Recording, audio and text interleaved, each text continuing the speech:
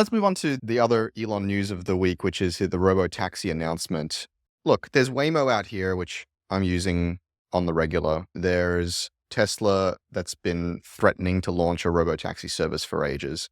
I know one of our mutual friends, maybe I won't name him, was selling his company, was interviewed by Elon to come join him for the RoboTaxi business, was ultimately ended up joining Uber. And I'll take a small amount of credit for that. I helped Travis recruit him. And he would have been a key hire for Elon. There was rumors that Travis was in talks to go join, if you don't know, former founder and former CEO of Uber.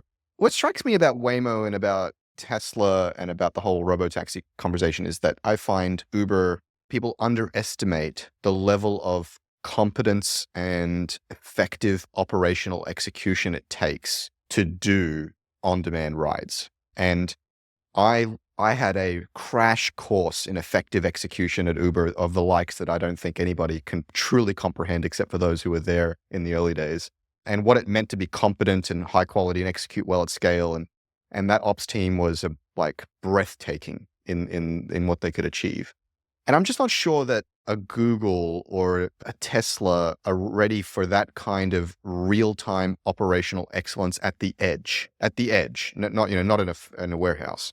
And it feels like that's being underestimated. Does that matter for Tesla since they're private cars and they're maybe maintained by their owners, or is there enough supply there to meet the Yeah, demand no, I'm with you on this. The people overestimate any company's ability to do all the things required to make a at-scale driverless car service, including Tesla. If you were to rank Tesla relative to General Motors or Waymo or whomever, I would say they have some natural enormous advantages. But like someone pukes in your car if you own the car, or your kid gets sick at night, you take them to ER. There's a lot of edge cases that are, you and I learned at Uber, the edge case is the case you have to deal with because like the only thing people complain about is the edge case, right? And it's real if people start relying on you as a service, as important as transportation, which is maybe below electricity and water, but high up on your basic needs list. If you rely on something, whether it's public transport or your car or a ride-sharing service, there's a lot to work through, and people vastly underestimate the cost, expertise, time scale, regulatory approval, all the things required to make it work at scale.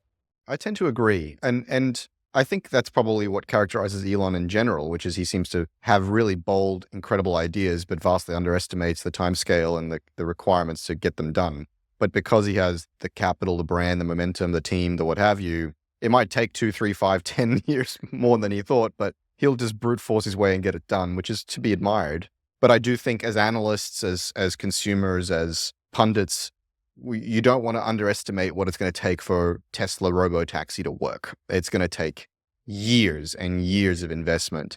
I remember just talking about the edge case is the case. That's such a great way of saying it, Emil. I'll use a very extreme example, and it was maybe early in my time at Uber, maybe midway through my time. I remember that there was a problem where we had 1 or 2 rapes in the cars by drivers, maybe in India. And I remember thinking to myself, well, if something happens a million times a day, then 1 in a million event is going to happen. Like, I don't know why we're being blamed for rape. Like, that was my initial reaction. And it was a bit matter of fact about it. Like, I'm not sure why that mattered, like why that's Uber's fault. But I remember Travis coming out and saying something which, again, recalibrated my brain in terms of maximum accountability and leadership is like, Uber needs to be the safest bubble in the city. And we are going to do everything to make it safer than the street outside. And I just remember thinking, fuck, that's an ambitious goal. And that is so the right way to think about this. And shit, I was not thinking bold enough about this. It just struck me as so compelling.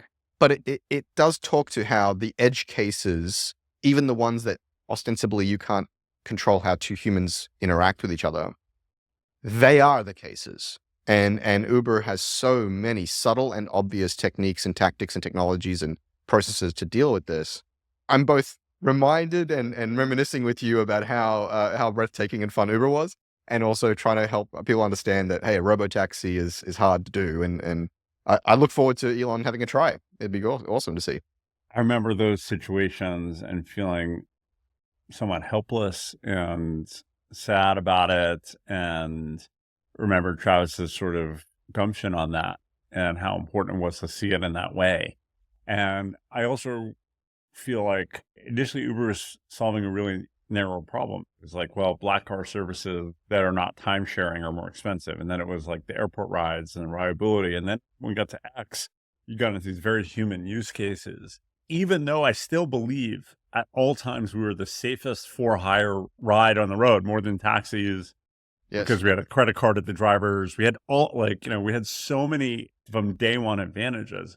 Every time an incident happened, we had to be thinking, what could we do better? And I think your brand, when you start to become a big consumer brand, is very, very brittle when it comes to these edge cases. And people are more likely to understand if they feel you're doing literally everything you can for those edge cases.